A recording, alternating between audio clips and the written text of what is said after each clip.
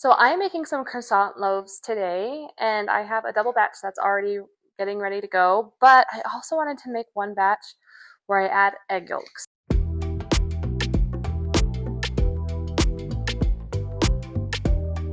So I just saw that recently in a video and I really wanted to try it. 100 grams of active starter. Usually it is about 350 grams of water, but I'm going to add my yolk in first and then make up the difference with my water after. Okay, so that egg yolk was 25 grams exactly. So I'm just going to make up the difference. I'm not going to tear it. I'm just going to get it all the way up to the 350. Nice and yellow. Now we're going to add in our flour, which is 500 grams. I love these OXO containers. They're so nice. They keep everything really fresh. They're easy to access. I like how they have the measuring cup inside it. That's super helpful for me because I lose stuff way too easy. And I'm going to do 10 grams of salt.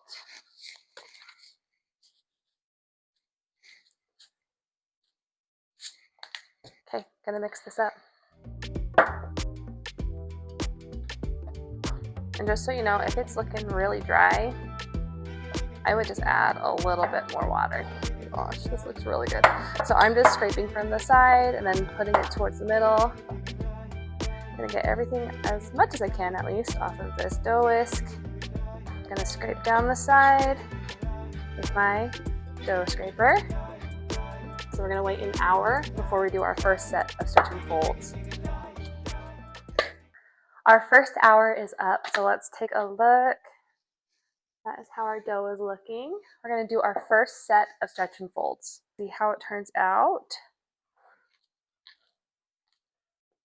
We don't incorporate the butter until the second set of stretch and folds.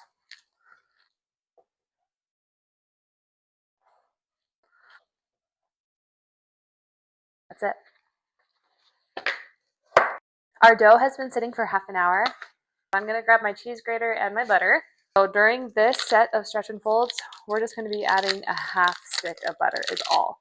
So I'm going to grate half of this half. So this is 1/4 of a cup of butter. So I'll be grating in 1/8 of a cup for right now. But I'm just going to move this butter so it's all over the top of the dough. And now I'm going to do 2 of the stretch and folds. Pull it up, fold it over, up, over. Now I'm going to add the rest of the butter, but for this stretch and fold, I'm just doing the half stick. I'm going to fold it up and over, and then my last one, up and over. That is how it's looking. I'm going to cover this up and we'll wait half an hour, and then we're going to do it all again. Okay, this has been sitting for half an hour. So on the second stretch and fold, we added 1/4 cup of butter. So now we're going to add the other 1/4 cup of butter. So let me grab my butter out of the fridge. I'm going to go ahead and shred half of this on.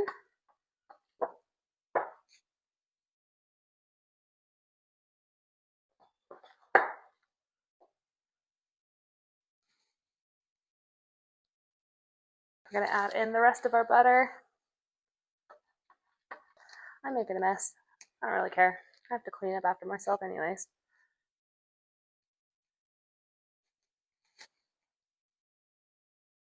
One more.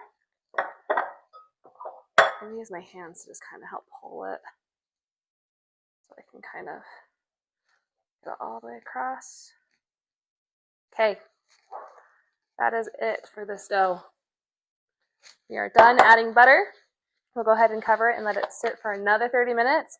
Then we will do a normal set of stretch and folds before our bulk ferment. Okay, this is our last set of stretch and folds number 4. You can take a look. It's looking really good. It's so weird with it being so yellow. I hope this tastes good.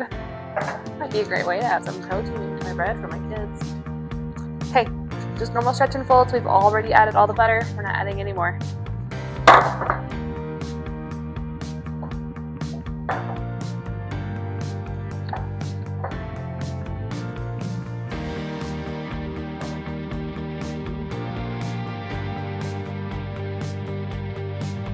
it. We're gonna let it bulk ferment. I'm gonna check it at about 5 hours and we'll see how we're doing.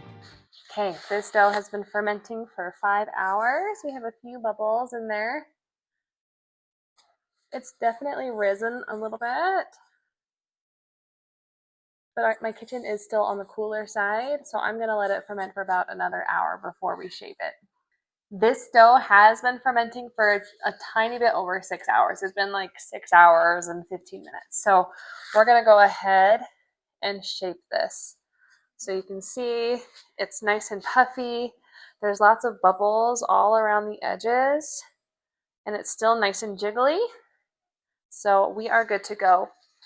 I am going to go ahead and use my dough scraper, and I'm just going to go down the sides of the bowl just to help it come out so it doesn't stretch too much as it's coming out. We'll see how it does. It's coming.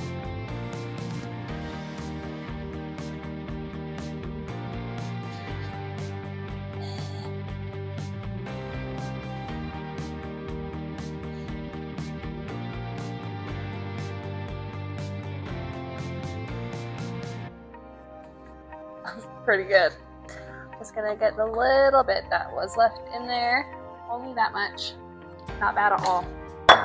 So I have one of my wicker bannetons. I'm gonna put a liner in it. These are just the linen liners that came with the little set I got.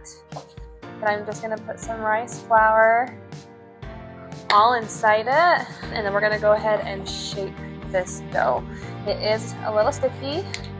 I'm not gonna put flour on my counter. I could wet my hands, but I think it's doing just fine. So I'm gonna do it into thirds.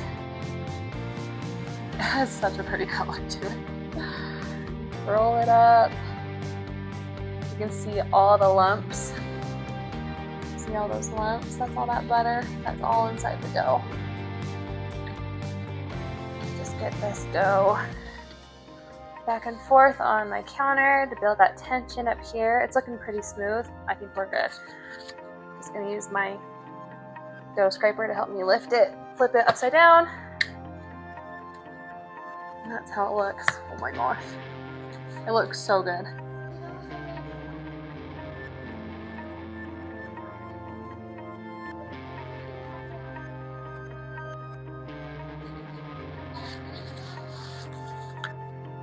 Going in the fridge. It is the next day and I cannot wait to bake this loaf. Let me grab it out of my fridge. So remember, this is our croissant loaf, but I did put the egg yolk in it. Ready? Oh, it's like so puffy and airy. It looks so, so good.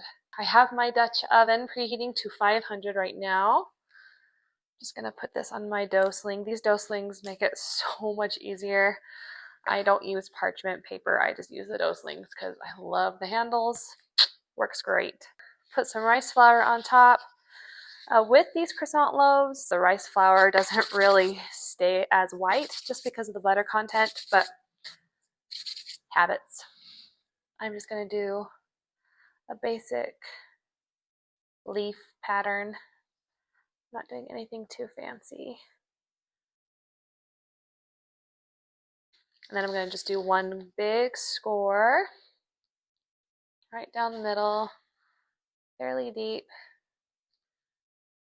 Try to get at an angle if you can. You can see that pretty yellow inside from the yolk.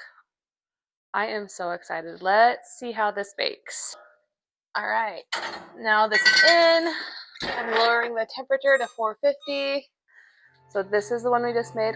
They're both croissant loaves. This one has the egg yolk in it, and this one doesn't.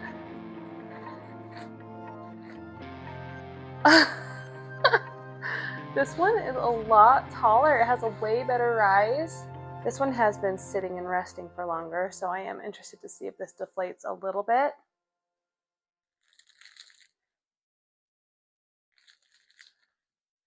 Oh, that crust.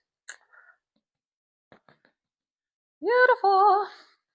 Let's cut into it. It is so soft.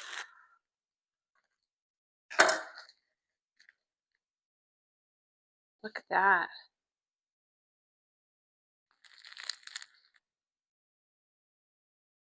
Gorgeous. So let me just show you. I have a normal croissant loaf. I want to show you the difference. On top is normal, and on bottom is the one where we added the egg yolk in it. It is beautiful. It looks so good.